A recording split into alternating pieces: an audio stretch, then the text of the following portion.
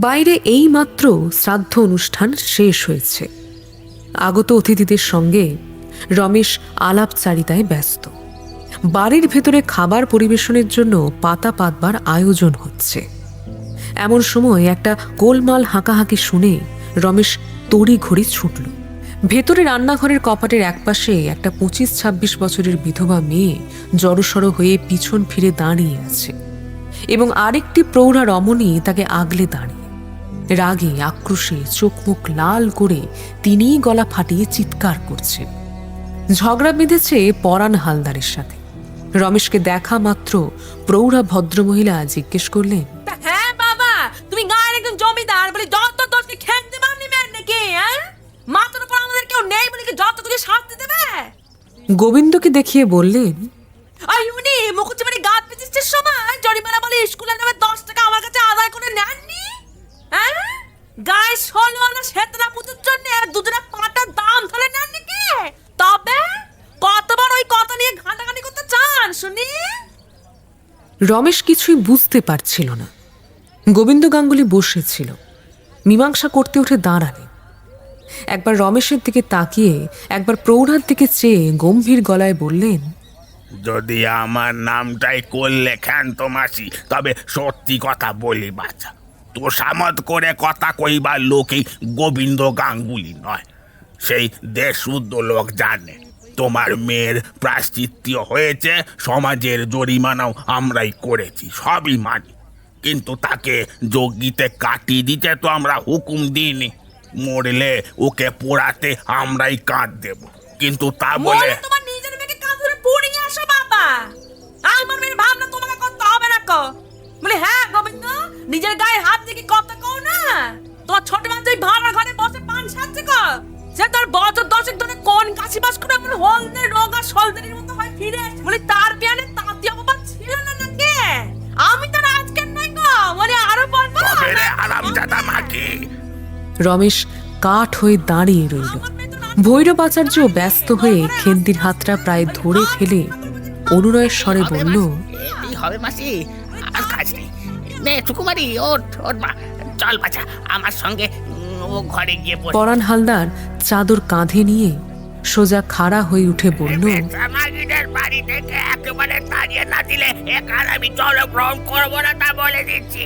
গোবিন্দ, কালীচরণ, তোমাদের মামাকে চাও তো উঠেছে। মামার বারংবার আহ্বান সত্ত্বেও কালীচরণ ঘাড় গুঁজে বসে রইল। সে পাটের ব্যবসা করে। বছর 4 আগে কলকাতাবাসী তার এক গণ্যমান্য খরিদ্দার বন্ধু নিজের বিধবা ছোট বোনটিকে নিয়ে যে লম্বা দিয়েছিল, সে ঘটনাখানা গোপন ছিল না। হঠাৎ শ্বশুরবাড়ি যাওয়া এবং সেখান থেকে তীর্থযাত্রা, এই ছুতো দিয়ে কিছুদিন চাপা দেওয়া ছিল মাত্র। পাছে এই দুর্ঘটনার ইতিহাস এত লোকের সামনে আবার উঠে পড়ে, এই ভয়ে কালী মুখ তুলতে পারছিল না। কিন্তু গোবিন্দের গায়ের জ্বালা তখনও কমেনি। সে আবার উঠে দাঁড়িয়ে জোর গলায় বলল, যে যাই বলুক না কেন, এ অঞ্চলে সমাজপতি হলেন এই বেনি গোসাই, পরাণ হালদার আর যদু মুকুজ্জে মশাইয়ের মেয়ে। তাদের তো আমরা আর কেউ ফেলতে পারবো না। রমেশ বাবাজি সমাজের অমতে ওই দুটো মাগিকে কেন বাড়িতে ঢুকতে দিয়েছেন, তার জবাব না দিলে আমরা এখানে জলটুকু পর্যন্ত খাবো না। একে একে 5, 7, 10 জন চাদর কাঁধে ফেলে উঠে দাঁড়াতে থাকলো। এরা সব পাড়া গাঁয়ের লোক। এসব সামাজিক ব্যাপার স্যাপারে কোথায় কোন চাল চাললে কম বেশি লাভ হবে তা তারা খুব ভালো করে জানে। নিমন্ত্রিত ব্রাহ্মণেরা যা খুশি বলে যেতে থাকলো। ভৈরব আর দিনু ভট্টাচার্য কাঁদো কাঁদো হয়ে বারবার খেন্তি মাসি ও তার মেয়ের, একবার গাঙ্গুলি একবার হালদার মশাইয়ের হাতে পায়ে ধরবার উপক্রম করতে লাগলো। অনুষ্ঠান বাড়ির চারদিক যেন নিমেষে লণ্ডভণ্ড হয়ে গেল। তবুও রমেশ কোনো কথা বলতে পারল না। একে খিদে তেষ্টায় কাতর, তার ওপর আচমকা এত বড় বিপর্যয়। সে পাংশু মুখে কেমন যেন একরকম হতবুদ্ধির মতো স্তব্ধ হয়ে চেয়ে রইল।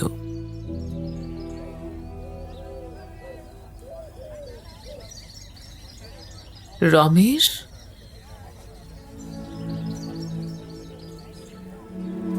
হঠাৎ এক মুহূর্তে সমস্ত লোকের দৃষ্টি ঘুরে গেল একটা ডাকের দিকে। বিশ্বেশ্বরী। তিনি ভাড়ার ঘর থেকে বাইরে কপাটের সামনে এসে দাঁড়িয়েছিলেন। তার মাথায় আঁচল তোলা থাকলেও মুখ ছিল খোলা। রমেশ দেখল জ্যাঠাইমা তাকে এখনো রেখেছে, ফেলে দেয়নি। বাইরের লোক দেখল ইনি বিশ্বেশ্বরী, ইনি ঘোষাল বাড়ির গিন্নিমা। পাড়াগায় ঘোমটার এত কড়া করিনি, তবু আজ অবধি বিশ্বেশ্বরীকে খুব কম লোকই এভাবে প্রকাশ্যে দেখেছে। কাজেই সকলে প্রায় হাঁ করে চেয়ে রইল তার দিকে। এতক্ষণে বিশ্বেশ্বরীও বোধ করি খেয়াল হলো তিনি হঠাৎ রাগের মাথায় বেরিয়ে পড়েছিলেন। সকলে এক দৃষ্টে তাকে দেখছে লক্ষ্য করে। তিনি কুণ্ঠিতভাবে থামের আড়ালে সরে গেলেন। রমেশ ধীর পায়ে তার দিকে এগিয়ে গেল। জ্যাঠাইমা আড়াল থেকে সুস্পষ্ট উচ্চ কণ্ঠে বললেন, গাঙ্গুলি মশাইকে ভয় দেখাতে মানা করে দে রমেশ, আর হালদার মশাইকে আমার নাম করে বল আমি সবাইকে আদর করে বাড়িতে ডেকে এনেছি। সুকুমারীকে অপমান করার তার কোনো প্রয়োজন ছিল না। আমার কাজকর্মের বাড়িতে হাঁকাহাঁকি গালিগালাজ করতে আমি নিষেধ করছি। যার অসুবিধা হবে তিনি আর অন্য কোথাও গিয়ে বসুন। বড় গিন্নির কড়া হুকুম সকলে নিজের কানে শুনল। জ্যাঠাইমাকে সমস্ত দায়িত্ব নিজের মাথায় নিতে দেখে হতবিহ্বল রমেশ কোনো মতে চোখের জল চেপে দ্রুত পদে একটা ঘরে গিয়ে ঢুকল। আজ সারাদিন সে নিজের কাজে ব্যস্ত ছিল। কে এলো না তার খোঁজ সে নিতে পারেনি। তবে সে এক প্রকার নিশ্চিত ছিল জ্যাঠাইমা আসবেন। কিন্তু এখন যা হলো, রমেশের বুকের ভেতরটা যেন যন্ত্রণায় মোচড় দিয়ে উঠল। নিমন্ত্রিত যারা উঠে দাঁড়িয়েছিল তারা আস্তে আস্তে বসে পড়ল। শুধু গোবিন্দ গাঙ্গুলি আর পরাণ হালদার আড়ষ্ট হয়ে দাঁড়িয়ে রইল। কিন্তু এরপর আর কোনো গোলযোগ হলো না। ব্রাহ্মণেরা যেমন পেট পুরে খেলেন, তেমনি বাড়ির জন্য বেঁধে ছেদেও নিয়ে গেলেন কাঁড়ি কাঁড়ি।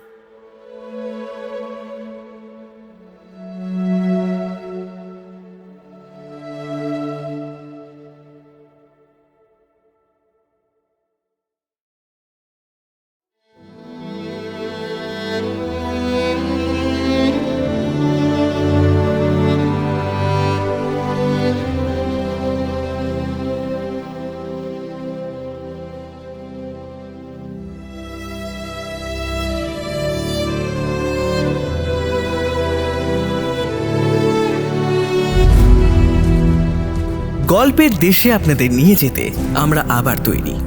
বিচিত্র এই দেশ রোমাঞ্চ এবং রহস্যে ভরা। সাহিত্যের এক বিপুল সম্ভার নিয়ে আমাদের বিশেষ প্রয়াস দ্য ওয়ান্ডার বুকশেলফ। থাকবে বাংলা ও বিশ্ব সাহিত্যের ঝুলি থেকে বাছাই করা কিছু গল্প। আর আমাদের আজকের বিশেষ নিবেদন শ্রী শরৎচন্দ্র চট্টোপাধ্যায়ের পল্লী সমাজ। এর আগেও শ্রী শরৎচন্দ্রের দত্তা, চরিত্রহীন ইত্যাদি উপন্যাস আপনারা শুনেছেন। তার সাথে তো রয়েছে ছোট গল্প অনেকই, তার মধ্যে অন্যতম কোরেল, আধারে আলো, হরিলক্ষ্মী ইত্যাদি। আজকের গল্পের সমগ্র চরিত্রে শুভ ও সমৃদ্ধি। গল্পের আর্ট ওয়ার্কের রূপ, স্ক্রিপ্টিংয়ে নার্গিস লায়লা, সমগ্র পরিচালনায় সমৃদ্ধি ও শুভ। শুনতে থাকুন আজকের গল্প পল্লী সমাজ, দ্বিতীয় পর্ব।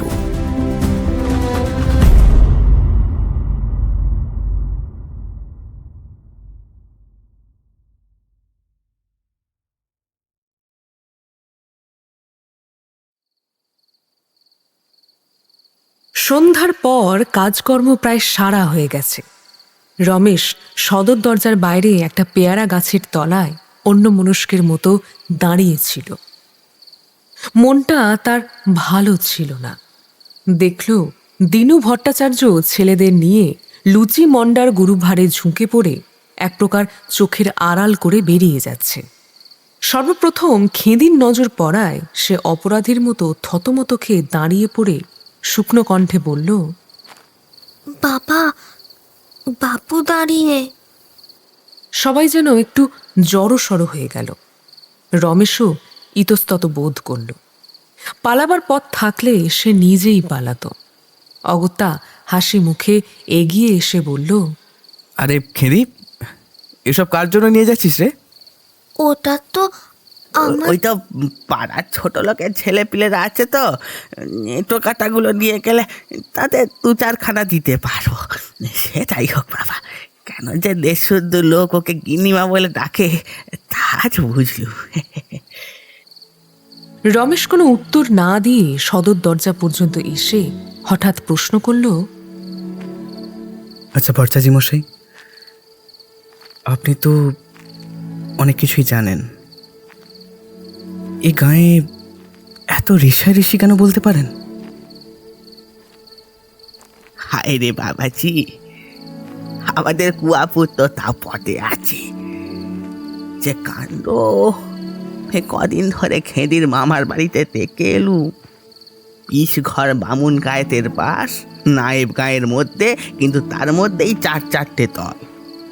হরিনাথ বিশেষ 2টো বিলিতে আমরা পেরেছিল বলে আপনার ভাগ্নেকে জেলে দিয়ে তবে ছাড়লে। সমস্ত গ্রামই এরকম বাবা, তার উপর মামলা মোকদ্দমায় ছড়াছড়ি। এর কি কোনো প্রতিকার নেই ভট্টাচার্য মশাই? প্রতিকার আর কি করে হবে বাবা, এ যে ঘোর কলি। তবে একটা কথা বলতে পারি বাবাজি, আমি ভিক্ষা শিক্ষা করতে অনেক জায়গাতেই তো যাই, অনেকে অনুগ্রহ করেন। আমি দেখেছি তোমাদের ছেলে ছোকরাদের দয়া ধর্ম আছে, নেই কেবল ওই বুড়ো ব্যাটাদের। এরা একটু পাগে পেলে আর একজনের গলায় পা দিয়ে জিভ বার করে আর ছেড়ে দেয় না। আমি নিজেও তো বুড়ো হয়েছি, তবুও। আরে তুমি যে অন্ধকার অনেক দূরে চলে এসেছো বাবাজি, এত দূরে। তা হোক ভট্টাচার্য মশাই, আপনি বলুন। সে আর বলবো বাবা, পাড়াকা মাত্রই এইরকম। এই গোবিন্দ গাঙ্গুলি, এ বেটার পাপের কথা মুখে আনলে প্রায়শ্চিত্ত করতে হয় গো। খেন্তি পামনি তো আর মিথ্যে বলেনি, কিন্তু সবাই ওকে ভয় করে। জাল করতে, মিথ্যে সাক্ষী, মিথ্যে মোকদ্দমা সাজাতে ও চুরি নেই গো। বেনিবাবু হাত ধরা, কাছে কেউ একটা কথা কইতে সাহস করে না, বরঞ্চ ওই 5 জনের জাত মেরে বেড়ায়। রমেশ অনেকক্ষণ পর্যন্ত আর কোনো প্রশ্ন না করে চুপ করে সাথে সাথে চলতে লাগলো। রাগে তার সর্বাঙ্গ জ্বালা করছিল। দিনু আবার বলল, তুমি দেখে নিও বাবা, আমি বলছি তোমায়, খেন্তি বামনি কিন্তু সহজে নিস্তার পাবে নেকো। গোবিন্দ গাঙ্গুলি, পরাণ হালদার 2-2টো ভীমরুলের চাকে খোঁচা দেওয়া কি সহজ কথা? তবে চাই বল বাবা, মেয়ের সাহস আছে। আর সাহস থাকবে নাই বা কেন? বুড়ি বেচে খায়, সব ঘরে যাতায়াত করে, সকলের কথা সব টের পায়। ওকে খাটালে কেলেঙ্কারি সীমা পরিসীমা থাকবে নাচি। অনাচার কোন ঘরে নেই বলো দেখি? বেনিবাবুকেও তো। থাক থাক, পর্দার কথা চেনার কাজ নেই। ঠিক ঠিক বাবাজি, আমি দুঃখী মানুষ, কারো কথায় আমারও কাজ নেই। কেউ যদি বেনিবাবুর কানে তুলে দেয় তো আমার ঘরে আগুন জ্বলবেই জ্বলবে। ভট্টাচার্য মশাই, আপনার বাড়ি কি আরো দূরে? না বাবা, বেশি দূরে নয়, এই পাদের পাশেই আমার কুঁড়ে। কোনোদিন যদি তুমি একটু। আসবো বই কি, নিশ্চয়ই আসবো। আবার কাল সকালেই তো দেখা হবে। আপনিও মাঝে মাঝে একটু পায়ের ধুলো দেবেন। আসি তবে।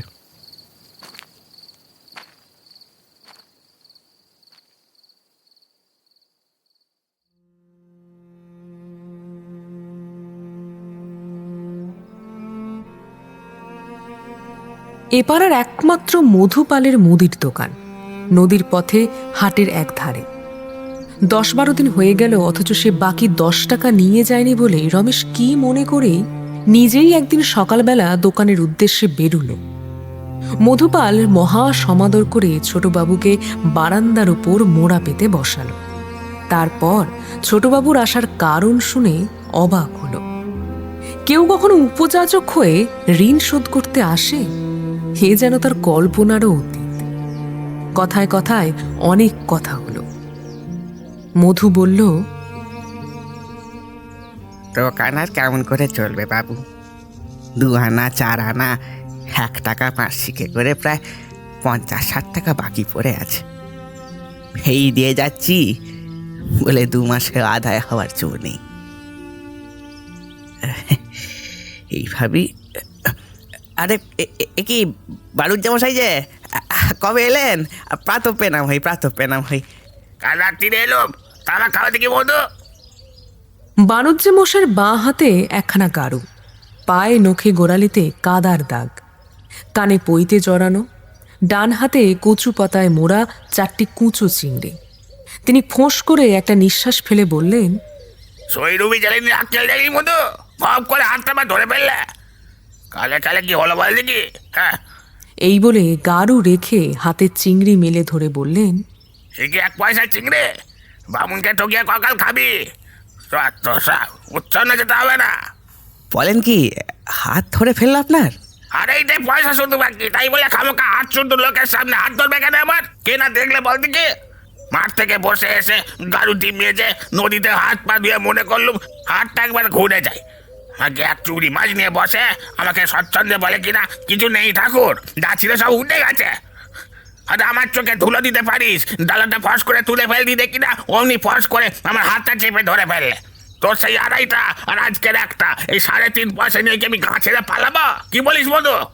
হ্যাঁ, তাই তো, তাই তো। তাই তো, গায়ে কি শাসন আছে? নইলে নইলে ষষ্ঠী গেলে ধোপা নাপিতে বন্ধ করে চাল কেটে তুলে দেওয়া যায় না? কথা বলতে বলতে বাণুজ্যের হঠাৎ চোখ গেল রমেশের দিকে। প্রশ্ন করলেন, এই বাবুটিকে মতো? আমাদের ছোটবাবুর ছেলে। সেদিন 10 টাকা বাকি ছিল বলে নিজে বাড়ি বয়ে দিতে এসেছেন। বাণুজ্য মশাই কুঁচো চিংড়ির অভিযোগ ভুলে 2 চোখ বিস্ফারিত করে বললেন, আর রমেশ বাবাজি, বেঁচে থাকো বাবা, বেঁচে থাকো। শুনলাম তো একটা কাজের মতো কাজ করে যাও বটে, এমন খাওয়া দাওয়া এই অঞ্চলে কখনো হয়নি কিন্তু বড় দুঃখ হলো চোখে দেখতে পেলাম না। এই যা, ঠিক আছে, ও কি আর করা যাবে। 5 সালার ধাপ্পায় পরে কলকাতায় চাকরি করতে গিয়ে হাঁড়ির হাল, ছি ছি ছি ছি, সেখানে আর কি মানুষ থাকতে পারে নাকি? তাই নাকি বাবু? তারপরে একটা চাকরি বাকরি হয়েছিল তো আপনার? হবে না, চোখ মেরে লেখাপড়া শিখেছি নাকি আমি? কিন্তু হলে কি সেখানে কে থাকতে পারে বল? যেমনই ধোয়া তেমনি কাদা, বাইরে বেরিয়ে গাড়ি ঘোড়ায় না চাপা পড়ে যদি ঘরে ফিরতে পারিস তবে জানবি তোর বাপের পুণ্য ছিল। হ্যাঁ, মধু কখনো কলকাতায় যায়নি। কি একটা মামলায় সাক্ষী দিতে একবার মেদিনীপুর গিয়েছিল মাত্র। তাই সে ভারী আশ্চর্য হলো এসব কথা শুনে। বাণুজ্য বলে চললেন, বিশ্বাস না হয় রমেশ বাবুকে জিজ্ঞেস করো না। না মধু, খেতে না পাই, বুকে হাত দিয়ে পড়ে থাকবো সেও ভালো, কিন্তু বিদেশ যাওয়ার নামটি কখনো আমার কাছে কেউ করবে না। বললে বিশ্বাস করবি না, সেখানে শুশনি কলমি শাক চালতা আমরা থোর মোচা পর্যন্ত কিনে খেতে হয়। পারবি খেতে? আরে 1 মাস না খেয়ে যেন পুরো রোগা ইঁদুরটি হয়ে গেছে। দিবারাত্র পেট ফুটফাট করে, বুক জ্বালা করে, প্রাণাইটাই করে।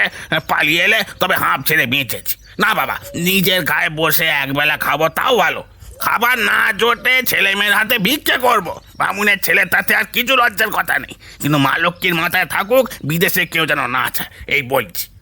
বাণুজ্যের দৃষ্টিতে বিদেশ কেমন তা জানার ইচ্ছে রমেশের ছিল না, কিন্তু মধুর দোকানে থাকা বাকি লোকেরা হাঁ করে গিলছিল কথাগুলো। এমন সময় বাণুজ্য উঠে এসে মধুর তেলের ভাঁড়ের ভিতরে উড়কি ডুবিয়ে 1 ছটাক তেল বাঁ হাতে তেলোয় নিয়ে আরেকটা 2 নাক ও কানের গর্তে ঢেলে দিয়ে বাকিটা মাথায় মেখে ফেললেন। যাক, বেলা হয়ে গেল, একটা ডুব দিয়ে একবার ঘরে যাই। 1 পয়সা নুন দিয়ে দেখি মধু, পয়সাটা বিকেলে দিয়ে যাবো। আবার বিকেলবেলা? এই বলে মধু অপ্রসন্ন মুখে নুন দিতে দোকানের ভেতর গিয়ে ঢুকল। বাণুজ্য বলল, তোর হলো কি বলতো মধু, এবারে গালে চড় মেরে পয়সা আদায় করবি নাকি? এই বলে এগিয়ে এসে নিজেই 1 খামচা নুন তুলে ঠোঙায় নিয়ে সেটা টেনে নিলেন। গাড়ু হাতে করে রমেশের দিকে চেয়ে মৃদু হেসে বললেন, ওই তো একই পথ, চলো না বাবাজি, গল্প করতে করতে যাই। রমেশ উঠে দাঁড়ালো। মধু দোকানি করুণ কণ্ঠে বলল, পারুচ্ছে মশাই, সেই ময়দার পয়সা 5 আনা মতন বাকি যে। আরে মধু, এখনো কতকাল তা দুবেলা চোখাচুকি হবে? তা তোদের কি চোখের চামড়া পর্যন্ত নেই নাকি? 5 বেটা বেটির মতলবে কলকাতায় যাওয়া আসা করতে 5-5টা টাকা আমার গলে গেল, আর এই কি তোদের টাকাটা করবার সময় হলো? এই জন্যই বলে কারো সর্বনাশ কারোর পৌষ মাস। দেখলে বাবা রমেশ, এদের ব্যবহারটা একবার দেখলে? কিন্তু পারুচ্ছে মশাই, বাকিটা যে অনেক দিনের হয়ে গেল। বলেই বা অনেক দিনের, এমন করে সবাই মিলে পিছনে লাগলে তো গায়ে বাস করা যায় না। পাশেও সব লোকজন এখানে। এই বলে রাগে গজগজ করতে করতে বাণুজ্যে নিজের জিনিসপত্র নিয়ে হাঁটা দিল। রমেশ ফিরে এসে বাড়ি ঢুকতেই এক ভদ্রলোক শশব ব্যস্তে হাতের হুঁকোটা একপাশে রেখে দিয়ে একেবারে পায়ের কাছে এসে তাকে প্রণাম করল। তারপর বলল, আমি বনমালী পারুই, আপনার স্কুলের হেডমাস্টার। আরে আরে, করছেন কি? এই, আসুন বসুন। 2-1 দিন এসে দেখা পায়নি, তাই আজ। রমেশ সমাদর করে পাড়ুই মশাইকে চেয়ারে বসাতে গেল, কিন্তু সে সসম্ভ্রমে দাঁড়িয়ে রইল। বিনীতভাবে বলল, আগে আমি যে আপনার ভিত্ত। লোকটা বয়োজ্যেষ্ঠ, তার উপরে স্কুল মাস্টার। তাই এই অতি বিনীত কণ্ঠিত ব্যবহারে রমেশের মনের মধ্যে একটা অশ্রদ্ধার ভাব জেগে উঠল। সে কিছুতেই বসতে চাইল না, দাঁড়িয়ে থেকেই নিজের কথাগুলো বলে চলল। এদিকের মধ্যেই একটা ছোটখাটো স্কুল মুকুজ্জার ঘোষালদের সাহায্যে গড়ে উঠেছিল। এখানে প্রায় 30-40 জন ছাত্র পড়ে। 2-3 ক্রোশ দূর থেকেও কেউ কেউ আসে। যৎকিঞ্চিত গভর্নমেন্টের সাহায্য আছে, তবু স্কুল আর চলছে দেখো। রমেশের মনে পড়ল ছেলে বয়সে সে এই স্কুলে কিছুদিন পড়েছিল। চাল খাবার না হলে আগামী বর্ষায় স্কুলের ভেতর কেউ বসতে পারবে না। তার চেয়েও বড় চিন্তার বিষয়, আজ 3 মাস হলো শিক্ষিকারা কেউ মাইনে পায়নি। এই অবস্থায় আর স্কুলে পড়াতে আসতে কেউ রাজি হয় না। রমেশ বনমালী হেডমাস্টারকে বৈঠকখানায় নিয়ে গিয়ে আরও খবরাখবর জানতে লাগল। স্কুলের 4 জন মাস্টারের তদারকিতে হাড় ভাঙা পরিশ্রমের ফলে গড়ে 2 জন করে ছাত্র প্রতি বছর মাইনের পরীক্ষায় পাস দেয়। তাদের নাম ধাম বিবরণ পাড়ুই মশাই মুখস্থর মতন বলে গেলেন। ছেলেদের কাছ থেকে যে আদায় হয় তাতে নিচের 2 জন শিক্ষকের কোনো মতে আর গভর্নমেন্টের সাহায্যে আরেকজনের সংকুলান হয়। শুধু একজনের মাইনেটাই গ্রামের ভিতরে এবং বাইরে চাঁদা তুলে জোগাড় করতে হয়। এই চাঁদা তোলার ভারও মাস্টারদের উপরে। তারা গত 3-4 মাস ক্রমাগত ঘুরে ঘুরে প্রত্যেক বাড়িতে প্রায় 8-10 বার করে হাঁটাহাঁটি করে 7 টাকা 4 আনার বেশি আদায় করতে পারেননি। রমেশ স্তম্ভিত হয়ে গেল। 5-6টা গ্রামের মধ্যে এই একটা স্কুল, অতগুলো গ্রামে 3 মাস ঘুরে মাত্র 7 টাকা 4 আনা আদায়। রমেশ জিজ্ঞেস করল, আপনার মাইনে কত? রসিদ দিতে হয় 26 টাকার, পাই 13 টাকা 15 আনা। রমেশ কথাটা ঠিক বুঝতে না পেরে তার মুখের দিকে চেয়ে রইল।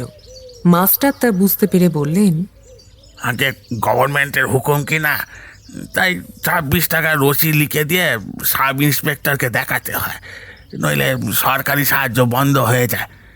সবাই জানে, আপনি কোনো ছাত্রকে জিজ্ঞেস করলেই জানতে পারবেন আমি মিথ্যে বলছি না। রমেশ অনেকক্ষণ চুপ করে থেকে জিজ্ঞাসা করল, এতে ছাত্রদের কাছে আপনার সম্মানহানি হয় না? কি করবো রমেশ বাবু, বেনি বাবু এ কয়টি টাকাও দিতে নারাজ। তিনি বুঝি কর্তা? আগে হ্যাঁ, তিনি তো সেক্রেটারি, কিন্তু তিনি একটি পয়সা কখনো খরচ করেন না। যদু মুখুজ্জে মশাইয়ের মেয়ে সাক্ষাৎ সতীলক্ষ্মী তিনি। তার দয়া না থাকলে স্কুল অনেক দিন আগেই উঠে যেত। এবছরই নিজের খরচায় চাল ঝারিয়ে দেবেন বলেছিলেন, কিন্তু হঠাৎ যে কি হলো, সমস্ত সাহায্য বন্ধ করে দিয়েছেন। কি জানি কেন। তাঁর একটি ভাই এই স্কুলে পড়ে না? হ্যাঁ, যতীন পরে বই কি। আপনার স্কুলে দেরি হয়ে যাচ্ছে, আজ আপনি যান, কাল আমি আপনাদের ওখানে যাব। যাকে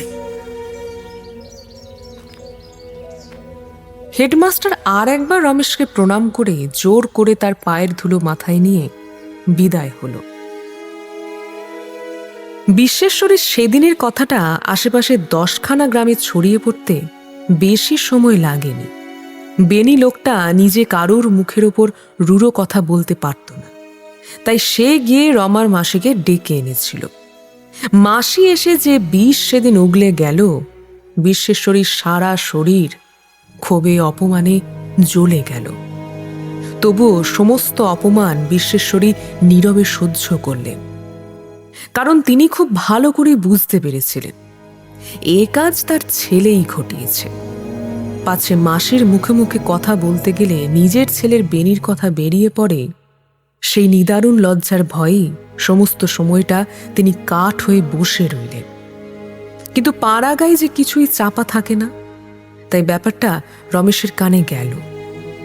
জ্যাঠাইমার জন্য তার মন প্রথম থেকেই উৎকণ্ঠা ছিল। এই নিয়ে মায়ে ছেলের যে একটা ঝগড়া বাঁধবে, এ আশঙ্কাও রমেশের ছিল। কিন্তু বেনি যে এভাবে বাইরের লোককে ঘরে ডেকে এনে নিজের মাকে এমন করে অপমান করবে, এটা তার কল্পনারও অতীত ছিল। ধীরে ধীরে রমেশের মাথার ভেতরটা রাগে জ্বলে উঠল। একবার ভাবল ও বাড়িতে ছুটে গিয়ে বেনিকে আচ্ছা করে কথা শুনিয়ে আসে। পরক্ষণে মনে হলো এতে তো আর জ্যাঠাইমার অপমান মুছে যাবে না। সেদিন দিনুর কাছে আর কাল বনমালী মাস্টারের মুখে নানা কথা শুনে রমার প্রতি রমেশের মনে ভারী একটা শ্রদ্ধার ভাব জেগেছিল। কিন্তু আজ তার কানে যা গেল, তাতে রমেশের মন আমারও ঘৃণায় বিতৃষ্ণায় ভরে গেল। তার নিশ্চিতভাবে মনে হলো বেনির সঙ্গে যোগ দিয়ে এই 2 মাসি ও বঞ্জিতে মিলে অন্যায়টা করেছে। এমন সময় একটা কাণ্ড ঘটল। মুকুজ্জে ও ঘোষালদের কয়েকটা বিষয় এখনো পর্যন্ত ভাগ হয়নি। আচার্যদের বাড়ির পিছনে গড় বলে পুকুরটাও এইভাবেই দুজনের সমান সম্পত্তি। একসময় এটা বেশ বড় ছিল, ক্রমশ সংস্কারের অভাবে বুজে গিয়ে এখন সামান্য একটা ডোবায় পরিণত হয়েছে। ভালো মাছ এখানে ছাড়া হতো না। কই, মাগুর প্রভৃতি যেসব মাছ আপনা আপনিই জন্মায়, সেই সব কিছু ছিল। ভৈরব হাঁপাতে হাঁপাতে এসে হাজির হলো। বাইরে চণ্ডীমণ্ডপের পাশের ঘরে গোমস্তা গোপাল সরকার খাতা লিখছিল। ভৈরব ব্যস্ত হয়ে বলল, সরকার লোক পাঠাননি, আর ঘর থেকে মাছ ধরানো হচ্ছে যে। সরকার কলম কানে গুঁজে মুখ তুলে প্রশ্ন করল, কে ধরাচ্ছে? আবার কে? বেনি বাবুর চাকর দাঁড়িয়ে আছে, মুকুজ্জেদের খোরটা দারোয়ানটাও আছে দেখলাম। এই কেবল আপনাদের লোক, শিগগির পাঠান। গোপাল কিছুমাত্র চঞ্চল হলো না, শান্তভাবেই বলল, আমাদের বাবু মাছ ফাছ খায় না। সে নাই খেলেন, কিন্তু নিজের ভোগ তো দেবেন। আমরা 5 জন তো চাই, বাবু বেঁচে থাকলে তিনিও তাই চাইতেন। কিন্তু রমেশ বাবু একটু আলাদা ধরনের। তুচ্ছ 2টো শিঙি মাগুর মাছের জন্য বাবুর কোনোদিন মাথা ব্যথা নিয়ে আসাচ্ছি মশাই।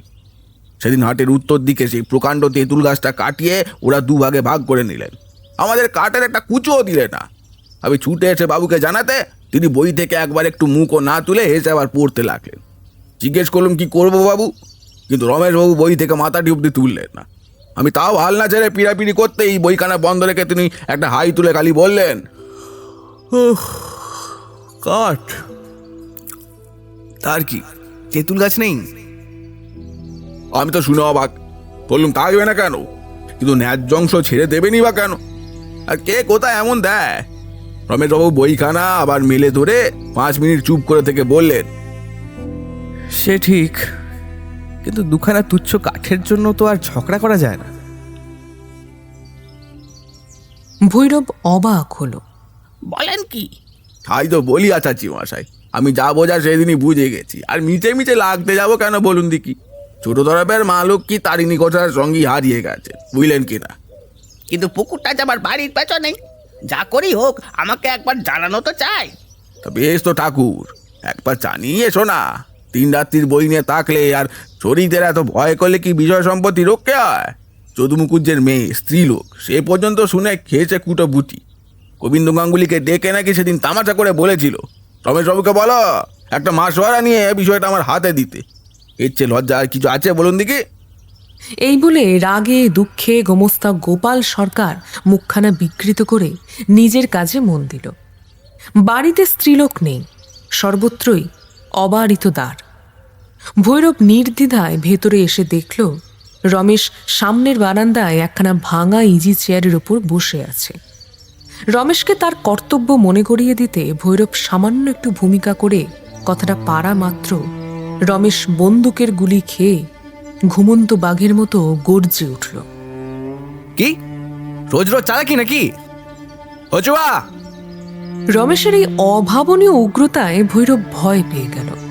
ভজুয়া রমেশের গোরখপুর জেলার চাকর, যেমন বলবান তেমনই বিশ্বাসী। লাঠালাঠি করতে সে রমেশের কাছেই শিখেছে। নিজের হাত পাকাবার জন্য রমেশ নিজে হাতে ভজুয়ালে শিখিয়েছিল। ভজুয়াকে ডাকা মাত্র সে হাজির। সমস্ত মাছ কেড়ে নিয়ে আসবি, আর যদি কেউ বাধা দেয় তাহলে তার চুলের মুঠি ধরে টেনে আনবি, আর যদি তা না সম্ভব হয় অন্তত তার এক পাটি দাঁতে যেন ভেঙে নিয়ে আসবি। জি হুজুর। ভজুয়াকে আর পায় কে? সে তো এই চায়। সে তার তেলে পাকানো লাঠি আনতে নিঃশব্দে ঘরে ঢুকল। ব্যাপার দেখে ভৈরব ভয় কেঁপে উঠল।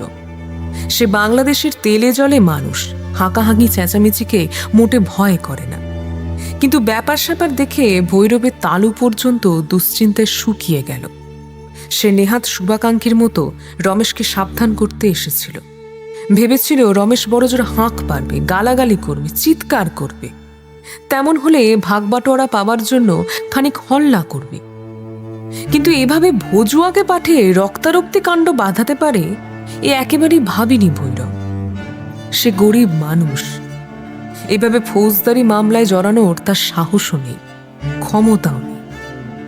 মুহূর্তকাল পরে ইয়া লম্বা এক লাঠি হাতে ভজুয়া যখন ঘর থেকে বেরিয়ে এলো, আর সেই লাঠি মাথায় ঠেকিয়ে দূর থেকে রমেশকে নমস্কার করে বাইরে বেরোনোর উদ্যোগ করল, ভৈরব হঠাৎ কেঁদে উঠে রমেশের দুই হাত চেপে ধরল।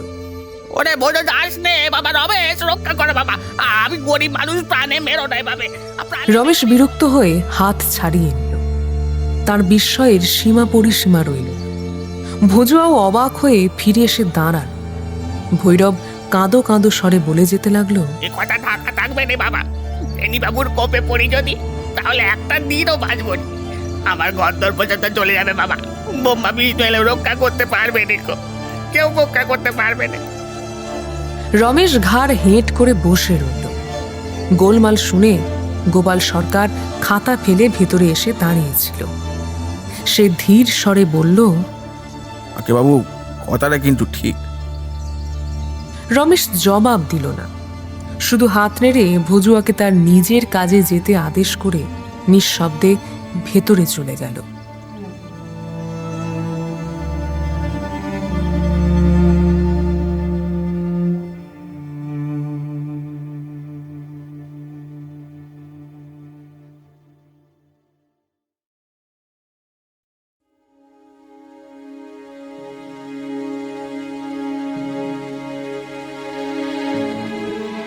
শুনছেন দ্য ওয়ান্ডারিং বুকশেলফের আজকের গল্প, শ্রী শরৎচন্দ্র চট্টোপাধ্যায়ের পল্লী সমাজ।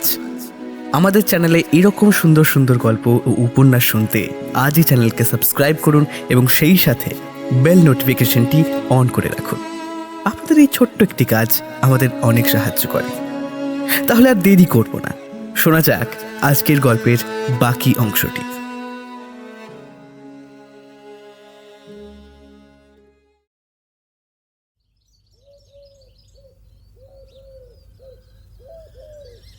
হ্যাঁ রে যতীন, খেলা করছিস যে বড়, স্কুলে যাবি নে?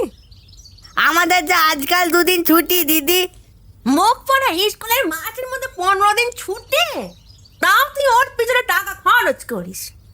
আমি হলে আগুন ধরিয়ে দিতাম যত সব। কথা হচ্ছিল রমা আর তার ভাই যতীনে। দূর থেকে শুনতে পেয়ে মাসি এসে লাগলেন চেঁচাতে। 16 আনা মিথ্যাবাদিনী বলে যারা মাসির দুর্নাম করত তারা পুরোপুরি ঠিক ছিল না। দরকারে অদরকারে মাসি এমন একাত্রা সত্যি কথা বলতে পারতেন। রমা তার ছোট ভাইকে কাছে টেনে নিয়ে আদুরে স্বরে জিজ্ঞেস করল, ছুটি কেন রে যতীন? আমাদের স্কুলে চাল চাওয়া হচ্ছে যে, তারপরে চুনকাম হবে, কত বই এসছে, 4-5টা টেবিল চেয়ার, একটা আলমারি, খুব বড় একটা ঘড়ি। একদিন তুমি গিয়ে দেখে এসো দিদি। হ্যাঁ বলিস কি রে? হ্যাঁ গো সত্যি, রমেশবাবু এসছেন না, তিনি সব করে দিচ্ছেন। যতীন আরো কিছু বলতে যাচ্ছিল, কিন্তু মাসিকে আসতে দেখে রমা তাড়াতাড়ি ভাইকে নিয়ে নিজের ঘরে চলে গেল। তারপর যতীনের থেকে রমেশের স্কুল নিয়ে অনেক খবর শুনল। রমেশ নাকি নিজে প্রতিদিন 2-1 ঘন্টা করে পড়িয়ে যান। রমা জিজ্ঞাসা করল, হ্যাঁ রে যতীন, তোকে তিনি চিনতে পারেন? হ্যাঁ। কি বলি তুই তাকে ডাকিস? যতীন একটু মুশকিলে পড়ল, কারণ রমেশের সঙ্গে অতটাও ঘনিষ্ঠ হওয়ার সুযোগ তার এখনো হয়নি। রমেশ স্কুলে প্রবেশ করা মাত্র দৌড়দণ্ড প্রতাপ হেডমাস্টার পর্যন্ত যেরকম তটস্থ হয়ে পড়েন, তাতে ছাত্রদের মধ্যে ভয় আর বিস্ময়ের সীমা পরিসীমা থাকে না। ডাকাডাকি তো দূরে থাক, কেউ মুখ তুলে তাঁর দিকে চাইতে অবধি সাহস করে না। কিন্তু দিদির কাছে সে কথা স্বীকার করতে যতীনের ভারী লজ্জা করল। সে শুনেছে ছেলেরা নাকি মাস্টারদের ছোটবাবু বলে ডাকে, তাই সে বুদ্ধি খরচ করে বলল, আমরা ছোটবাবু বলি।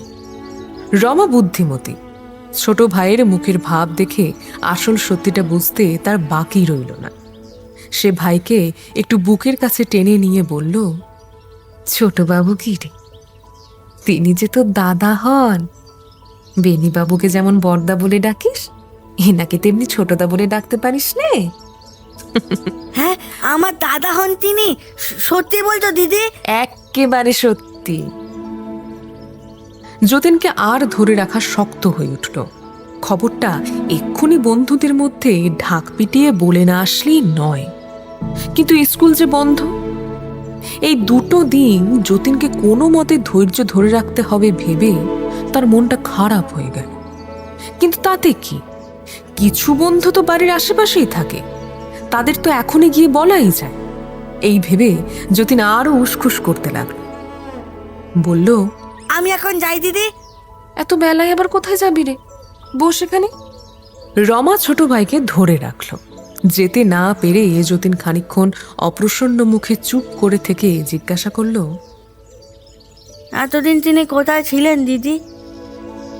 লেখাপড়া শিখতে তিনি এতদিন বিদেশে ছিলেন। তুই বড় হলে তোকেও এমনি বিদেশে গিয়ে থাকতে হবে। আমাকে ছেড়ে পারবি থাকতে যতীন? রমা ভাইকে আরো একটু বুকের ভেতর নিল। যতীন ছোট হলেও দিদির কণ্ঠস্বরের সিক্ততা বুঝল। অবাক হয়ে চেয়ে রইল সে রমার মুখের দিকে। দিদি যে তাকে খুব ভালোবাসে তা যতীন জানে, কিন্তু কই, আগে তো কখনো দিদিকে সে এমন ভাষা ভাষা কথা বলতে শুনেনি। যতীন আবার প্রশ্ন করল, ছোটদার সমস্ত পড়া শেষ হয়ে গেছে দিদি? হ্যাঁ ভাই, তার সব পড়া শেষ হয়েছে। তুমি কি করে জানলে? ভাইয়ের প্রশ্নের উত্তরে রমা শুধু একটা নিঃশ্বাস ফেলে মাথা নাড়ল। সত্যি বলতে এ সম্বন্ধে সে কিংবা গ্রামের আর কেউই কিছুই জানত না। অনুমান যে ঠিক হবে তাও নয়, তবুও রমা আন্দাজ করল। যে লোক পরের ছেলেপিলেদের লেখাপড়ার জন্য এখনই এমন সচেতন, আর যাই হোক, সে নিজে মূর্খ নয়। আচ্ছা দিদি, ছোটদা কেন আমাদের বাড়ি আসে না? বড়দা তো রোজ আসে। কিছুক্ষণের জন্য আপন ভাবনায় রমা হারিয়ে গিয়েছিল। যতীনের এই প্রশ্নটা মুহূর্ত মধ্যে রমাকে সচকিত করে তুলল। কেমন যেন একটা আকস্মিক তীক্ষ্ণ ব্যথার মতো রমার সর্বাঙ্গে বিদ্যুৎ খেলে গেল। তবুও তার স্বভাব সুলভ কোমল হাসিখানা হেসে বলল, তুই তাকে ডেকে আনতে পারিস না? এখনই যাবো দিদি। যতীন তড়াক করে উঠে দাঁড়ালো। তারপর চোখে মুখে সেই চঞ্চলতা। ওরে, কি পাগল ছেলে রে তুই! খবরদার যতীন, কখনো এমন কাজ করিস নে ভাই, কখনো না। এই বলে রমা আবার ভাইটিকে প্রাণপণ বলে বুকের ওপর চেপে ধরে রাখল। দিদির বুকের অতি দ্রুত হৃদস্পন্দন স্পষ্ট অনুভব করে যতীন এবারে যেন আরো অবাক হলো। দিদিকে সে এমন ধারা ব্যবহার করতে আগে কখনো দেখেনি। তাছাড়া দিদিই তো বলছে ছোটবাবু আসলে তার ছোট দাদা। তবে কেন দিদি তাকে এত ভয় করছে? রমা, বলে এই রমা। এমন সময় মাসির তীক্ষ্ণ ডাক কানে আসতেই রমা যতীনকে ছেড়ে দিয়ে তাড়াতাড়ি উঠে দাঁড়ালো। খানিকক্ষণের মধ্যে ঘরের দোরের সামনে এসে দাঁড়ালেন মাসি। আমি ভাবি রমা বুঝি ঘাটে চান করতে গেছে। তা হ্যাঁ গো বাচ্চা, একাদশী বলে কি এতটা বেলা পর্যন্ত মাথা একটু চেল জল কি দিতে নেই নাকি? হ্যাঁ, মুখখানা শুকিয়ে যে একেবারে কালি বর্ণ হয়ে গেছে। রমা জোর করে একটুখানি হেসে বলল, তুমি যাও মাসি, আমি এখনই যাচ্ছি। যাবি আর কোথায়? বেরিয়ে দেখ গে, বেরিরা মাছ ভাগ করতে এসেছে। মাছের নামে যতীন ছুটে চলে গেল। মাসির অলক্ষ্যে রমা আঁচল দিয়ে মুখখানা একবার জোর করে মুছে নিয়ে তার পেছন পেছন বাইরে এলো। উঠানের ওপর মহা কোলাহল পড়ে গেছে। মাছ বেশ ভালোই ধরা পড়েছে, একটা ঝুড়ির প্রায় 1 ঝুড়ি। ভাগ করবার জন্যে বেনি নিজেই হাজির হয়েছে। পাড়ার ছেলেমেয়েরাও সব এসে গোল করে দাঁড়িয়ে পড়েছে। এমন সময় একটা খুক খুক কাশির শব্দ শোনা গেল। লাঠি নিয়ে ভেতরে ঢুকে এলেন ধর্মদাস। কি গো, মাছ কে উঠল? তো অনেক মাছ। হ্যাঁ, তেমন আর কই পড়লো? আরে ও চলে ভাই, আরে দেরি করছিস কেন রে? হ্যাঁ, শিগগির করে দুবার করে ফেল না। আদেশ মতন জেলে কাজে নেমে পড়ল। কি হচ্ছে গো রমা? অনেকদিন আসতে পারিনি, ভাবলুম যাই আমার মায়ের আবার খবরটা একটু নিয়ে আসি। বলতে বলতে গোবিন্দ গাঙ্গুলি বাড়ি ঢুকলেন। রমা স্মিত হাসি হেসে বিনীতভাবে বলল, আসুন। তা মাছ দেখছি ভালোই ধরা পড়েছে, বড় পুকুরে জাল দেওয়া হলো বুঝি? গোবিন্দ গাঙ্গুলির এসব কথার প্রতিউত্তর দেবার বাহুল্য বোধ করল না কেউই। সবাই মাছ ভাগ করা দেখতেই বেশি উৎসাহী। অল্পক্ষণের মধ্যেই ভাগ বাটোয়ারা মিটে গেল। বেনি নিজের অংশের প্রায় সবটা চাকরের মাথায় তুলে দিয়ে জেলের দিকে আর চোখে তাকিয়ে একটা ইঙ্গিত করে নিজের বাড়ির পথে হাঁটা দিল। মুখুজ্জুদের প্রয়োজন অল্প বলে রমার অংশ থেকে উপস্থিত সকলে কম বেশি মাছ নিয়ে নিজের নিজের ঘরে ফিরবার উদ্যোগ করছে। এমন সময় সকলে আশ্চর্য হয়ে গেল। রমেশ ঘোষালের সেই বেঁটে হিন্দুস্থানি চাকরটা তার মাথার সমান উঁচু বাঁশের লাঠি হাতে একেবারে উঠানের মাঝখানে এসে দাঁড়িয়েছে। এই লোকটার চেহারা এমনই সন্না প্রকৃতির যে সকলের আগে তার দিকেই চোখ পড়ে, আর একবার পড়লেই মনে থাকে। গ্রামের ছেলেবুড়ো সকলেই তাকে চেনে, এমনকি তার সম্পর্কে নানা আজগবি গল্পও গ্রামের হাওয়ায় ওড়ে। লোকটা এত লোকের মাঝখানে রমাকেই যে কি করে কর্ত্রী বলে চিনল তা শুধু সেই জানে। দূর থেকে মস্ত একটা সেলাম করে কাছে এসে দাঁড়ালো। সেলাম মাইজি। চাকরটার চেহারা যেমন দুর্ধর্ষ, তেমনি তার ভয়ানক কণ্ঠস্বর। আর একটা সেলাম করে হিন্দি বাংলা মেশানো ভাষায় সংক্ষেপে জানালো সে রমেশবাবুর চাকর, মাছের 3 ভাগের 1 ভাগ নিতে সে এসেছে। রমা এতটাই অবাক হয়ে গিয়েছিল যে হঠাৎ করে কোনো উত্তর দিতে পারল না। এমন সময় রমেশের চাকর ভজুয়া ঘাড় ঘুরিয়ে বেনির চাকরকে উদ্দেশ্য করে গম্ভীর গলায় বলল, এই যাও মাছ। চাকরটা ভয়ে 4 পা পিছিয়ে দাঁড়ালো। আধ মিনিট পর্যন্ত কোথাও একটু শব্দ নেই। শেষমেশ বেনি সাহস করে বলল, কিসের ভাগ? ভজুয়া তৎক্ষণাৎ তাকে একটা সেলাম ঠুকে সসম্ভ্রমে বলল, বাবুজি আপকো নেই পোছা। মাসি অনেক দূরে রকের উপর থেকে তীক্ষ্ণ কণ্ঠে ঝনঝন করে উঠলেন। কি রে বাপু, মারবি নাকি? ভজুয়া 1 মুহূর্ত তার দিকে চেয়ে থেকে পরক্ষণেই হেসে উঠল। ভজুয়ার চেরা কণ্ঠের হাসির দমক শুনে উপস্থিত সকলে ভয়ে শিউরে উঠলেও ভজুয়া কিন্তু সহজভাবেই বলল, আরে মাঝি কি বলো, মারব কেউ? ভজুয়ার কথা বা ব্যবহারে কোনো অবজ্ঞা ছিল না, বরং সংভ্রমই ছিল। কিন্তু রমা কেন জানি তাকে ভুলই বুঝল।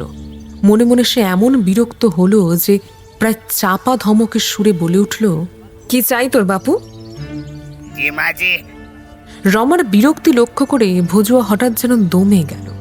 যত দূর সাধ্য নিজের কর্কশ কণ্ঠ কোমল করে প্রার্থনার পুনরাবৃত্তি করল।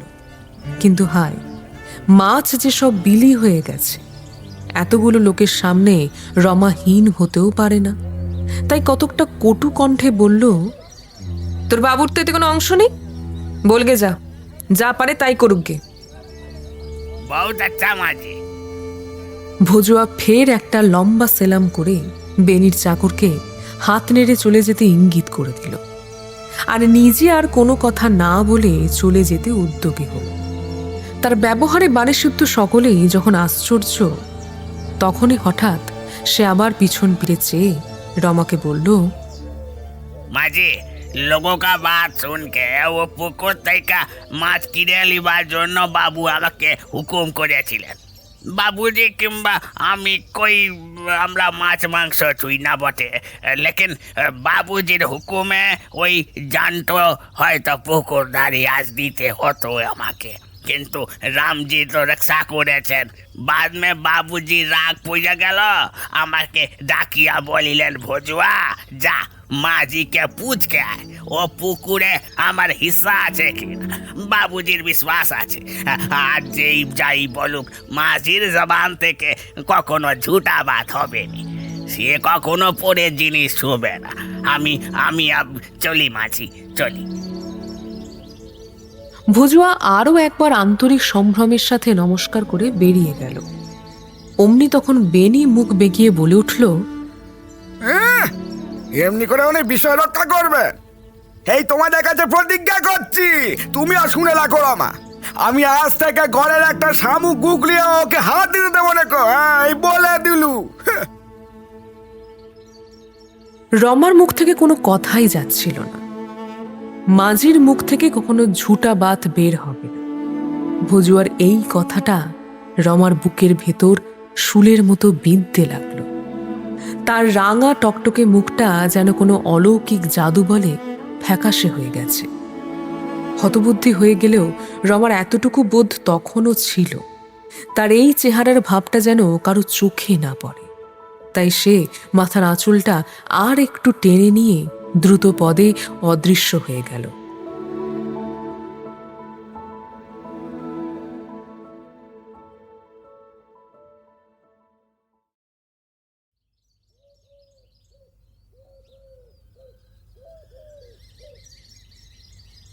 জ্যাঠাইমা, কে? রমেশ? আয় বাবা, আয়, ঘরে আয়, বস বাবা বস। সেদিন দুপুরের দিকে রমেশ এলো বিশ্বেশ্বরীর সঙ্গে দেখা করতে। রমেশকে দেখে বিশ্বেশ্বরী তাড়াতাড়ি একখানা মাদুর পেতে দিলেন।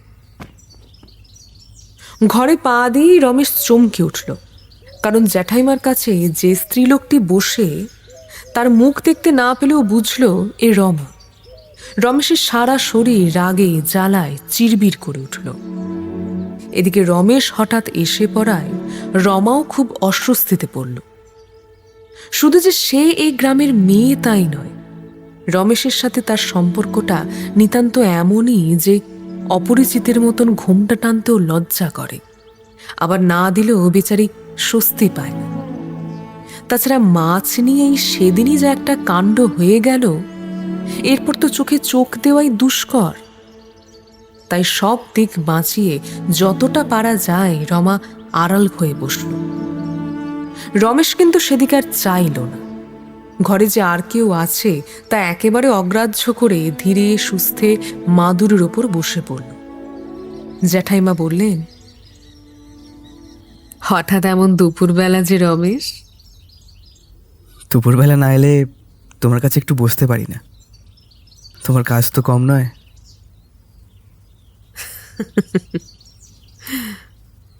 বিশ্বেশ্বরী মৃদু হাসলেন। রমেশও অল্প একটু হেসে বলল, বহুকাল আগে ছেলেবেলা একবার তোমার কাছে বিদায় নিতে গেছিলুম, আবার আজ একবার নিতে এলুম। এই হয়তো শেষ নেওয়া জ্যাঠাইমা।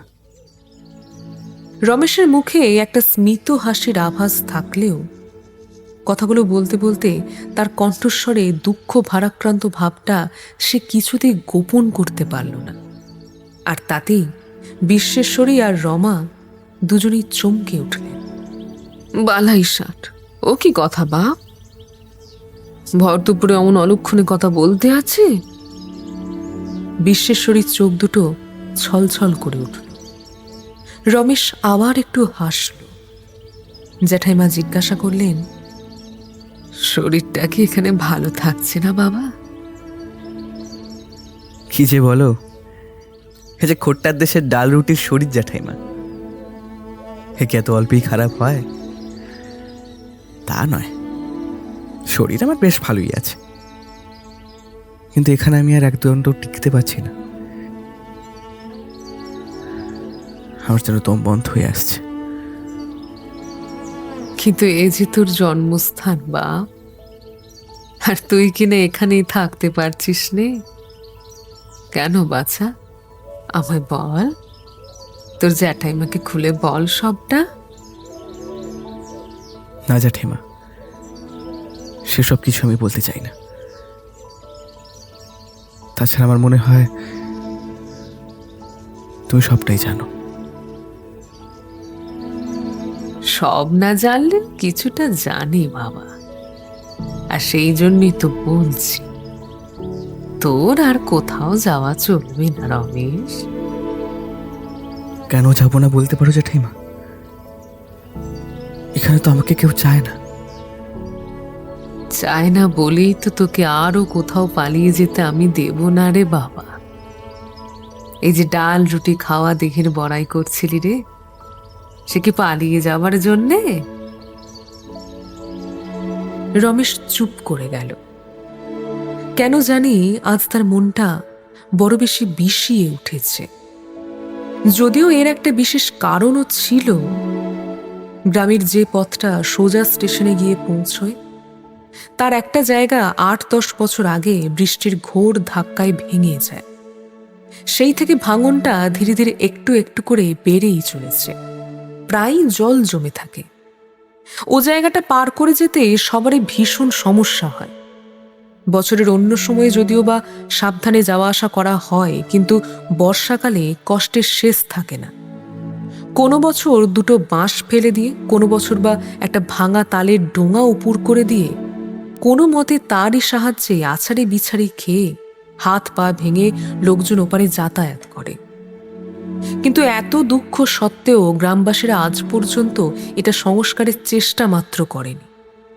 এর কারণ হয়তো জায়গাটা সারাই করতে ২০ টাকার মতন খরচের সম্ভাবনা।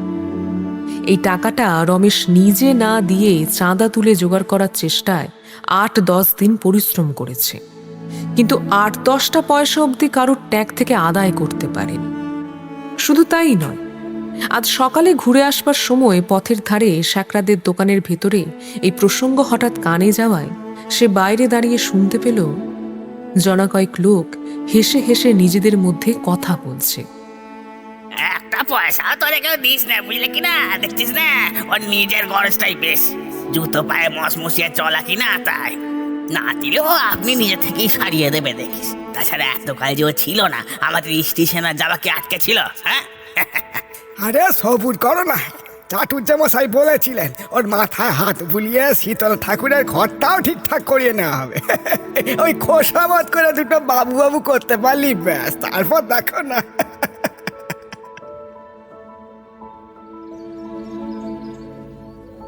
সেই থেকে সারা সকালবেলাটা রমেশ যেন ভেতর ভেতর দগ্ধে দগ্ধে পড়ছে।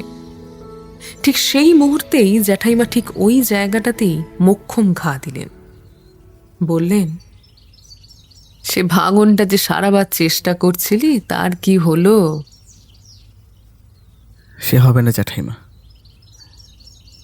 কেউ একটা পয়সাও চাঁদা দেবে না। দেবে না বলে কি হবে না রে বাবা? তোর দাদা মশাই তো অনেক টাকা তো তুই পেয়েছিস, এই কটা টাকা তুই তো নিজেই দিতে পারিস। আমি কেন দেব? আমার তো বরং এই ভেবে দুঃখ হচ্ছে যে না বুঝে অনেকগুলো টাকা এদের স্কুলের জন্য খরচ করে ফেলেছি। হে গায়ে কারোর কিছু করতে নেই, এদের দান করলে এরা বোকা মনে করে, ভালো করলে খরচ ঠাউরায়। ক্ষমা করা মহাপাপ, কিভাবে ভয়ে পিছিয়ে গেল। রমেশ তার শেষ কথাগুলো রমার দিকে কটাক্ষপাত করে বলল। জ্যাঠাইমা রমেশের রাগকে ছেলে মানুষে মনে করে হেসে উঠলেও রমার চোখ মুখ একেবারে রক্তবর্ণ হয়ে উঠল। রমেশ আরো বেশি রাগ করে বলল, হাসলে যে জ্যাঠাইমা? না হেসে কি করি বলতো বাছা? শোন, আমি বরং বলি, তোরই এখানে থাকা সবচেয়ে দরকার। রাগ করে যে জন্মভূমি ছেড়ে চলে যেতে চাচ্ছিস রমেশ, বল দেখি তোর রাগের যোগ্য লোক এখানে আছেটাকে? এরা যে কত দুঃখী, কত দুর্বল তা যদি জানিস রমেশ, এদের ওপর রাগ করতে তোর আপনিই লজ্জা হবে। ভগবান যদি দয়া করে তোকে পাঠিয়েছেন, তবে এদের মাঝখানেই তুই থাক বাবা। কিন্তু এরা তো আমাকে চায় না জ্যাঠাইমা। তার থেকে কি বুঝতে পারিস নে বাবা, এরা তো রাগ অভিমানের কতটা অযোগ্য। আর শুধু এরাই নয়, যে গ্রামে ইচ্ছে ঘুরে আয় দেখবি সবই এক। কথার মাঝখানে হঠাৎ রমার দিকে তাকিয়ে বিশ্বেশ্বরী বলে উঠলেন, তুমি যে সেই থেকে ঘাড় হেট করে চুপ করে বসে আছো মা। হ্যাঁ গা রমেশ, তোরা দু ভাই বোন কি কথাবার্তা বলিস নে? না না রমা, এমনটি করো না। ওর বাপের সঙ্গে তোমাদের যা হয়ে গেছে সে ঠাকুরপুর মৃত্যুর সঙ্গে শেষ হয়ে গেছে। সে নিয়ে তোমরা দুজন এখনো মন কষাকষি করে থাকলে তো চলতে পারে না। রমা মুখ নিচু করে থেকেই ধীরে ধীরে বলল, আমি কোনো মন কষাকষি রাখতে চাই না জ্যাঠাইমা। রমেশ তো তুমি। থাক জ্যাঠাইমা। রমেশ উঠে পড়েছে। তার মুখটা এখন যেন আরো বেশি উত্তপ্ত দেখাচ্ছে। এরপর যে কণ্ঠস্বরে সে কথা বলল তাতে রমার মৃদুস্বর চাপা পড়ে গেল। জ্যাঠাইমা থাক, এর মধ্যে তুমি আর থেকো না। সেদিন কোনো গতি কোন মাসির হাতে প্রাণে বেঁচেছ, আজ আবার উনি গিয়ে যদি তাকে পাঠিয়ে দেন, একেবারে তোমাকে চিবিয়ে ফেলে তবে তিনি বাড়ি ফিরবেন। ঝড়ের গতিকে কথাগুলো বলে রমেশ আর অপেক্ষা করল না। দ্রুত পদে জ্যাঠাইমার বাড়ি ছেড়ে বেরিয়ে গেল। বিউহলের মতো রমা কয়েক মুহূর্ত বিশ্বেশ্বরীর মুখের দিকে চেয়ে থেকে শেষে কেঁদে ফেল। এই কলঙ্ক শুধু আমারই কেন জ্যাঠাইমা? আমি কি মাসিকে শিখিয়ে দিই না তার জন্য আমি দায়ী?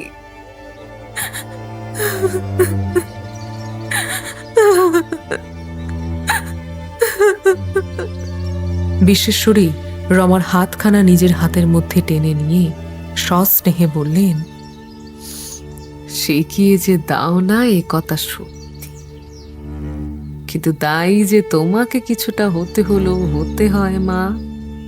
কেন জ্যাঠাইমা, কেন? বিশ্বাস করো, আমি ছেড়ে বিন্দু বিসর্গ কিচ্ছু জানতাম না।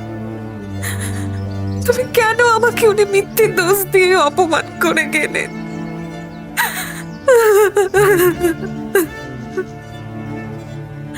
সকলে তো ভিতরের কথা জানতে পারে না মা, কিন্তু তুমি আমায় বিশ্বাস করো। তোমাকে অপমান করার ইচ্ছে রমেশের কখনোই ছিল না, তুমি তো জানো না মা। কিন্তু আমি গোপাল সরকারের মুখে শুনে বুঝতে পেরেছি তোমার ওপর কত শ্রদ্ধা, কত বিশ্বাস। সেদিন তেঁতুল গাছটা কাটিয়ে দু ঘরে যখন ভাগ করে নিলে, তখনও কারোর কথায় কান দেয়নি যে ওর তাতে অংশ ছিল। তাদের মুখের ওপর হেসে বলেছিল, চিন্তার কারণ নেই, রমা যখন আছে তখন আমার ন্যায্য অংশ আমিই পাব। সে কখনো পরের জিনিস আত্মসাৎ করবে না। আমি ঠিকই জানি এত বিবাদ বিসংবাদের পরেও তোমার উপর ওর এই বিশ্বাসই ছিল, যদি না সেদিন গর্ভপুরীর কাণ্ডটা। বিশ্বেশ্বরী হঠাৎ থেমে গেল। নির্নিমেষ চোখে কিছুক্ষণ রমার শুকনো মুখের দিকে চেয়ে বললেন, তা যা হোক, আজ একটা কথা বলি মা তোমাকে। বিষয় সম্পত্তি রক্ষা করার দাম যতই হোক রমা, এই রমেশের প্রাণটার দাম তার চেয়ে অনেক বেশি। কারুর কথায়, কোনো কিছু লোভে সেই জিনিসটাকে তোমরা চারিদিক থেকে ঘা মেরে নষ্ট করে ফেলো না মা।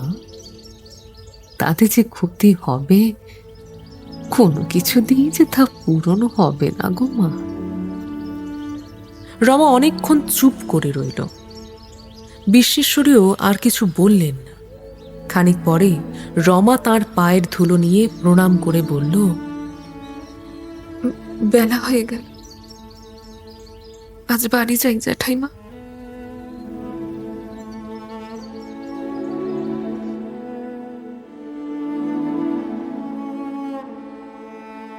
রমেশ যতই রাগ করে চলে আসুক, বাড়ি পৌঁছতে না পৌঁছতে তার সব তাপ উত্তাপ গলে জল হয়ে গেল। আপন মনে সে বিড়বিড় করতে থাকলো, সোজা কথাটা এতদিনে বুঝে গেলে এত কষ্ট হতো না। সত্যি তো, কার উপরই বা রাগ করি, যারা এত স্বার্থপর, এত মূর্খ, চোখ মেলে দেখতেই জানে না, শিক্ষার অভাবে এমনই অন্ধ যে কোনো মতে প্রতিবেশীর ঘাড় ভাঙিয়ে খেয়ে নিজের হাঁকের গোছানোর চেষ্টায় থাকে। তাদের উপর অভিমান করাটা তো আমারই বোকামি হয়েছে। আমি একাই ওদের উদ্ধারের চেষ্টা করলে তো হবে না। কেউ যদি পাশে এসে নাই দাঁড়ায়, তো আমি নিজে উপযাচক হয়ে গিয়ে গিয়ে কি বা করব? রমেশ বাড়িতে পা দিতেই দেখল উঠানের এক ধারে একজন প্রৌঢ়া স্ত্রীলোক একটি 11-12 বছরের ছেলেকে নিয়ে জড়সড় হয়ে বসেছিল। এবারে এসে উঠে দাঁড়ালো। কিছু না জেনেও শুধু ছেলেটির মুখ দেখেই রমেশের বুকের ভেতরটা যেন কেঁদে উঠল। গোপাল সরকার চণ্ডী মণ্ডপের বারান্দায় বসে লিখছিল। উঠে এসে বলল, ছেলেটি দক্ষিণ পাড়ার দারিক ঠাকুরের ছেলে, আপনার কাছে কিছু ভিক্ষের জন্য এসেছে। ভিক্ষার নাম শুনে রমেশ নিমেষে জ্বলে উঠল। আমি কি শুধু ভিক্ষা দিতেই বাড়ি ফিরেছি সরকার মশাই? গ্রামে কি আর লোক নেই? সরকার মশাই কিছুটা থতমত খেয়ে বললেন, আগে সে তো ঠিক কথাই বাবু, কিন্তু ওর কর্তা তো কাউকে কখনো ফেরাতেন না, তাই তাই পড়লে এরা এ বাড়ির দিকেই ছুটে আসে। এরপর ছেলেটির দিকে চেয়ে প্রৌঢ়াটিকে উদ্দেশ্য করে সরকার মশাই বললেন, আগা কামিনীর মা, তোমাদের দোষটা তো কম নয় বাছা। জ্যান্ত থাকতে প্রায়শ্চিত্ত করে দিলে না, এখন মরা যখন ওঠে না তখন টাকার জন্য ছুটে বেড়াচ্ছ। বলি ঘরে ঘটি বাটিটাও কি কিছু নেই বাপু? কামিনীর মা যাদের সদ্গো, এই ছেলেটির প্রতিবেশী, মাথা নেড়ে বলল, বিশ্বাস হয় না বাপু, গিয়ে দেখবে চলো। আর কিছু থাকলেও কি মরা বাপ ফেলেকে ভিক্ষে করতে আনি গো? তোকে না দেখলেও শুনেছ তো সব। এই 6 মাস ধরে আমার যত সর্বস্ব এই জন্যই ঢেলে দিয়েছি। খালি ভেবেছি ঘরের পাশে বামুনের ছেলে মেয়ে না খেতে পেয়ে মরবে।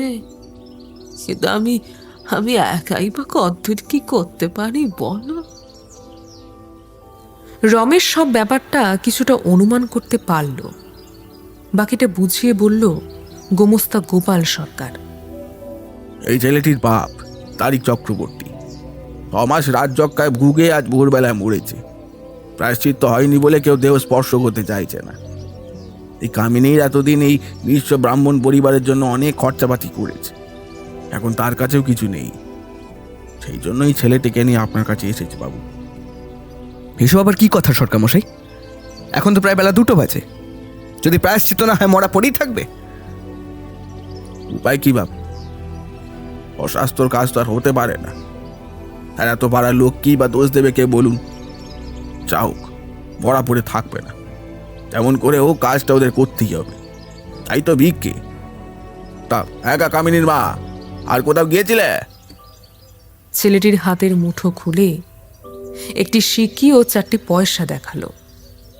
কামিনীর মা বলল, সিকিতে মুখ উজ্জেরা দিয়েছে, আর পয়সা চারিটি হালদার মশাই দিয়েছে। কিন্তু যেমন করেই হোক 9 সিকির কমে তো হবে না। তাই বাবু যদি... ঠিক আছে ঠিক আছে, তোমরা এখন বাড়ি যাও, আর কোথাও যেতে হবে না।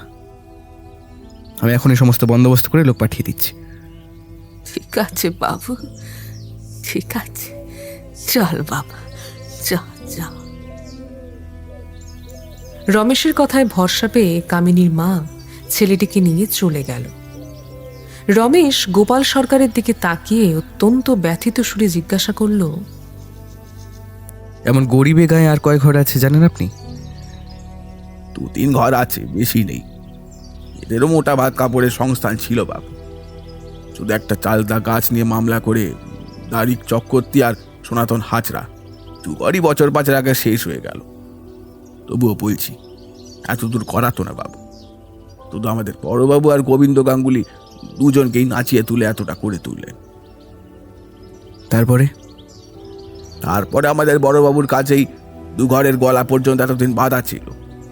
কত বছর উনি সুদে আসলে সমস্তই কিনে নিয়েছেন। আর ওইদিকে দেখুন, কামিনীর মা চাষার মেয়ে হলেও অল্প সময় বামুনের জন্য যা করলে, এমন তার কোথাও দেখতে পাওয়া যায় না। রমেশ একটা দীর্ঘ নিঃশ্বাস ফেলল। তারপর গোপাল সরকারকে সমস্ত বন্দোবস্ত করে দেওয়ার জন্য পাঠিয়ে মনে মনে বলল, তোমার আদেশই মাথায় তুলে নিলাম জ্যাঠাইমা। মরে যাবো এখানে, তবু এই দুর্ভাগা গ্রামকে ছেড়ে আর কোথাও যেতে চাইব না।